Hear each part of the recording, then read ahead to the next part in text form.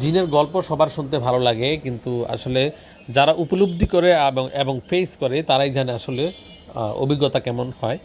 তো আমার একটা ঘটনা, এটা হলো যে আমি একটা রাইড করছিলাম, লং রাইড বলা যায়, হাইওয়েতে, এবং হাইওয়েতে কোনো গাড়ি ছিল না ওই দিন, কারণ বাংলাদেশে স্ট্রাইক চলছিল, বিভিন্ন প্রবলেম চলছিল। তো এই একটা সমস্যার কারণে দেখা যায় যে আমি হাইওয়েতে খুবই কম গাড়ি চলছিল, অনেকক্ষণ পর পর একটা, এর মধ্যে আমি রাইড করছি, এবং হালকা বৃষ্টির কারণে ওয়েদারটা খুবই জঘন্য রকম অন্ধকার মনে হচ্ছিল।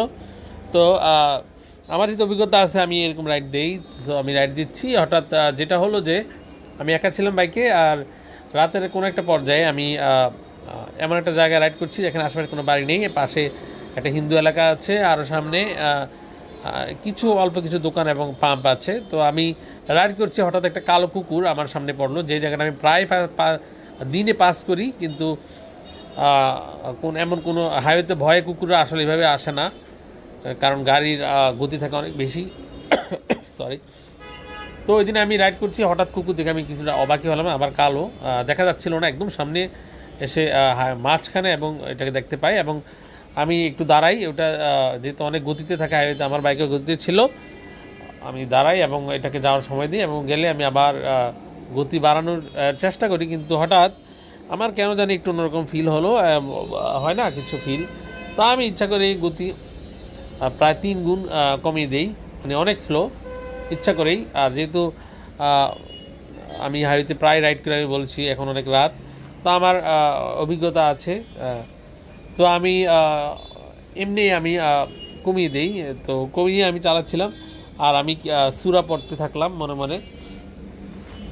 তো একটা পর্যায়ে আমি অবাক হলাম, একটু কিছু দূর যাওয়ার পরে আমি দেখলাম যে একটা বিশাল গর্তে আমার হুন্ডা পড়েছে, মানে হাইওয়ের মাঝখানে একটা গর্ত। কিন্তু আপনারা জানলে অবাক হবেন, এখানে কোনো গর্তই নেই, কারণ আমি বলেছি যে আমি প্রায় এই রোড রাইড করি দিনে বা সন্ধ্যাবেলায়। তো গর্তে পরে যদি হুন্ডা যদি একটু গতিতে থাকতো, আমার কিন্তু অবস্থা খুবই খারাপ হয়ে যেত, কিন্তু আল্লাহর হুকুমে আমি বেঁচে গেলাম, এবং হুন্ডা কিন্তু আসতে পরে আবার আমি উঠে আসছি। আমি অবাক হলাম এখানে এত বড় গর্ত হলো কীভাবে। আমি একদিনের আগে পর আমি রাইড করছি, কিন্তু এমন গর্ত আমি দেখি নাই। সো আমি আবার কি করলাম যে আবারও যাক নিজেকে সামলিয়ে উঠলাম, এবং আবার রাইড করা শুরু করলাম। এখন প্রবলেম হলো যে সামনে আমি আবার গতি বাড়াইতাম, কিন্তু আমি যখন